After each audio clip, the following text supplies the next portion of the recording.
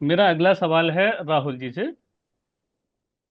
राहुल जी चूंकि टीवी में लंबे समय से जुड़े हुए हैं, तो अभी जो केंद्र ने एडवाइजरी जारी की है, सूचना प्रसारण मंत्रालय की जो हालिया एडवाइजरी में रक्षा अभियानों में जो हुए हैं, और सुरक्षा बलों की जो रियल टाइम कवरेज में बचने की सलाह दी है टीवी चैनल्स को, जो अभी कुछ दिनों पहले ही दी है उन्होंने, तो टीवी चैनल्स इस दिशा निर्देश का पालन करते हुए राष्ट्रीय सुरक्षा को ध्यान में रखते हुए सटीक और विश्वसनीय खबरें कैसे दे सकते हैं? मैं आपसे जरा जानना चाहता हूँ। देखिए, जहां तक जो हमारे मीडिया का सवाल है, और खासतौर से जिसे हम मीडिया बोलते हैं, ये मेन स्ट्रीम मीडिया का सवाल है। जो भी सरकार द्वारा गाइडलाइंस दी जाती हैं, और बहुत ज्यादा ये शुरुआत जो है 26/11 के बाद हुई थी, जब वहां पर जिस तरह की कवरेज हुई उसके बाद, या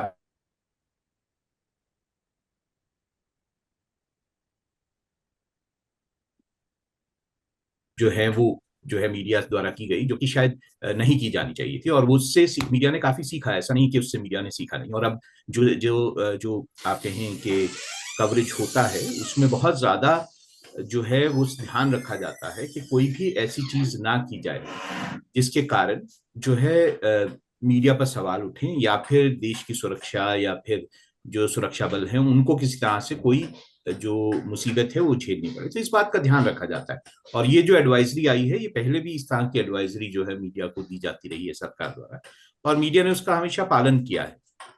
अब हमें सेग्रीगेट करने की जरूरत है, या अलग करने की जरूरत है मेन स्ट्रीम मीडिया को और सोशल मीडिया द्वारा फैलाई जा रही खबरों को। अब आप एक व्यक्ति के तौर पर अगर ये जानने की कोशिश करें कि क्या हो रहा है देश में, या फिर किस तरह की खबरें चल रही है, तो मुझे लगता है कि ये इसमें लोगों को भी अपने विवेक का इस्तेमाल करना पड़ेगा कि वो किन सूत्रों या किन जगहों से अपनी खबरें जो हैं वो लें। ये बात कहना कि मीडिया जो है वो कोई भ्रम फैलाता है, ये शायद सही नहीं होगा। मीडिया ने हमेशा संयम बरता है। मीडिया के पास बहुत सारी ऐसी खबरें करगिल वॉर की तरफ जब हुआ था तब भी थी ना, जो 26/11 था तब भी थी, और वैसे भी जब कॉन्फ्लिक्ट सिचुएशंस में मीडिया रहता है तब भी ऐसी खबरें होती है जिसका इस्तेमाल जो है वो एडिटर्स द्वारा रोक दिया जाता है, या उसे आगे नहीं चलाया जाता है। अब बात आती है प्रेस फ्रीडम की। तो बात ये आती है कि क्या सभी तरह की जो सरकार की एडवाइजरीज हैं उनको देखा जाना चाहिए? क्या सरकार द्वारा या फिर किसी पर्टिकुलर ग्रुप द्वारा दी गई एडवाइजरीज जो है वो मीडिया पे उसी तरह से लागू होनी चाहिए जिस तरह से जो है एक हम ये कहें कि प्रेस पे दबाव जिस तरह से डाला जाता है? मैं इसको दो अलग अलग चीजें चलिए करके देखता हूँ। एक है इस वक्त जो माहौल इंडिया, भारत और पाकिस्तान के बीच में है, उससे रिलेटेड एक एडवाइजरी है। ये बात सही है कि ये एडवाइजरी जो है देश हित में है, और जो मीडिया ऑर्गेनाइजेशन हैं वो इस एडवाइजरी को मानेंगी। जब बात आती है बाकी जनरल खबरों की, या फिर जो देश में घटित खबरें होती हैं उसको लेकर जिस तरह की एडवाइजरी आती है, मैं इसको बोलूंगा वो फॉर्मल एडवाइजरीज नहीं होती है, लेकिन जिस तरह की बातें जो हैं वो विभिन्न दलों द्वारा या विभिन्न लोगों द्वारा मीडिया को कही जाती हैं, उस वक्त मीडिया को ये ध्यान रखना होता है कि क्या वो किन चीजों को दिखाए या किन चीजों को ना दिखाए। ये उसके अपनी गाइडलाइंस, अपने विवेक पर निर्भर करता है। अब मीडिया पर अभी आलोक जी बहुत बात कर रहे थे कि मीडिया पर दबाव किस तरह के होते हैं।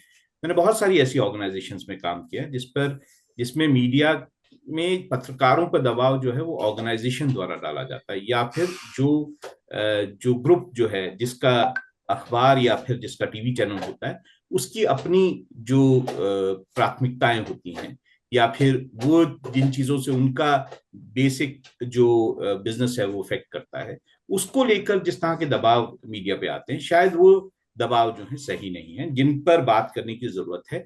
हमें आज मीडिया में इन सब बातों पे बात करने की जरूरत है कि जो बड़े घराने जो मीडिया को चलाते हैं उनकी तरफ से जब जो पत्रकारों के दबाव आते हैं किसी चीज को चलाने या ना चलाने को लेकर, इस चीज पर किस तरह से कंट्रोल किया जाए। क्या इस बारे में बात होनी चाहिए मीडिया में कि बड़े घराने जब ये कहते हैं कि इस खबर को चलाया जाए या इस खबर को ना चलाया जाए, तो क्या इस सारी बातों पर भी बात होनी चाहिए मीडिया में, जो कि मीडिया के फ्रीडम को इफेक्ट करते हैं?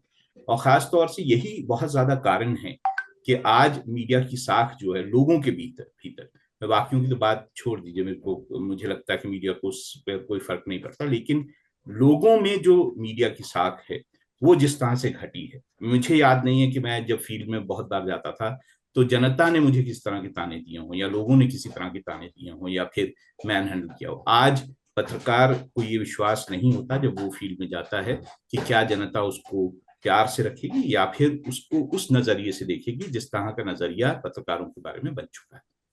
जी। सर एक छोटा सा एक सवाल और इस पे आया, जैसे कि अभी आपने कहा कि एडवाइजरी सरकार ने जारी की है, करती रहती है, तो करती है या मतलब पालन नहीं हो रहा है, या तो तभी करती है लगातार, उसे क्यों जरूरत पड़ती है? यदि एडवाइजरी सरकार जारी कर रही है तो लगातार फिर उसने जारी की, फिर दोबारा से जारी की, कहीं ना कहीं थोड़ी बहुत चूक हो रही होगी, इसलिए एडवाइजरी जारी करने की जरूरत पड़ती होगी। दूसरा एक छोटा सा सवाल इसी में था कि जैसे आप काफी महत्वपूर्ण पदों पर है, तो क्या आरोप लगते हैं कि सरकार का दबाव होता है न्यूज चैनल्स पर? क्या आप मानते हैं ऐसा है कि खबरें कौन सी जाएगी कौन सी नहीं जाएगी, कुछ दबाव भी रहता है? मैं इसको बिल्कुल डिनाई नहीं करूंगा कि सरकार या कोई पर्टिकुलर पार्टी जो कि रूलिंग पार्टी होती है या सरकार में लोग होते हैं, वो मीडिया पर दबाव नहीं डालते हैं किसी तरह की खबरों को चलाने या ना चलाने के लिए। ऐसे दबाव जरूर आते हैं मीडिया ऑर्गेनाइजेशंस पर। अब ये तय करना मीडिया ऑर्गेनाइजेशन का अपना वो है कि क्या वो उन दबावों में आते हैं, क्या वो इन दबावों को मानते हैं या नहीं मानते। तभी मैंने बात की कि क्या आज इस बारे में बात करने की जरूरत है या सोच की जरूरत है कि क्या बिजनेस घरानों द्वारा चलाए जा रहे मीडिया जो है हाउसेस हैं, क्या वो एक इंडिपेंडेंट न्यूज देश की जनता को दे पाएंगे या नहीं दे पाएंगे। क्या उनकी तरफ से उनके जो बिजनेस इंटरेस्ट हैं उनको देखते हुए वो किसी तरह के दबावों का काम नहीं करते। क्योंकि ये दबाव जरूरी नहीं है कि किसी एडिटर के पास आ रहा हो सरकार द्वारा या किसी पर्टिकुलर पार्टी द्वारा। ये दबाव जो है वो ऑर्गेनाइजेशंस के जो ओनर्स होते हैं उनके ऊपर भी आता है, और वहां से ये नीचे जो है वो एडिटर्स या फिर पत्रकारों पर आता है। तो ये बात सोचने की जरूरत है कि किस तरह का मॉडल आज जो है देश में पत्रकारिता का हो। क्या एक ऐसा मॉडल हो जो कि पब्लिक फंडेड हो, जिसमें, और दूसरी ये भी बात है, मैं जब ये बातें कहता हूँ तो ये दबाव सिर्फ ऐसे नहीं है कि कोई सरकार में बैठा है या फिर कोई रूलिंग पार्टी है उसी की तरफ से दबाव आ सकते हैं, बाकी तरह के दबाव होते हैं। आपने किसी तरह की खबर की, आपने अपने जो आपके पास तथ्य आए उसके हिसाब से खबर की, लेकिन आपके जो पत्रकार है उसके ऊपर मुकदमा हो जाता है या फिर एफआईआर हो जाती है। ऐसे में क्या ऑर्गेनाइजेशन उसके साथ खड़ी है, क्या ऑर्गेनाइजेशन उसे डिफेंड करने के लिए खड़ी है। इस तरह के दबाव जो हैं वो भी आज पत्रकारिता पे हैं, तो ये देखने की जरूरत है। जी जी, आपने काफी अच्छी और जहां जानकारी। तक आपने एडवाइजरी की बात की, वो तो जी। रिमाइंडर है, सरकार को रिमाइंडर। रिमाइंड करना ही चाहिए ऑर्गेनाइजेशंस को कि आज जिस तरह की स्थिति है उसमें किस तरह की चीजें जो है वो ऑर्गेनाइजेशन को करनी चाहिए या फिर पत्रकारों को करनी चाहिए या नहीं करनी चाहिए। धन्यवाद राहुल जी।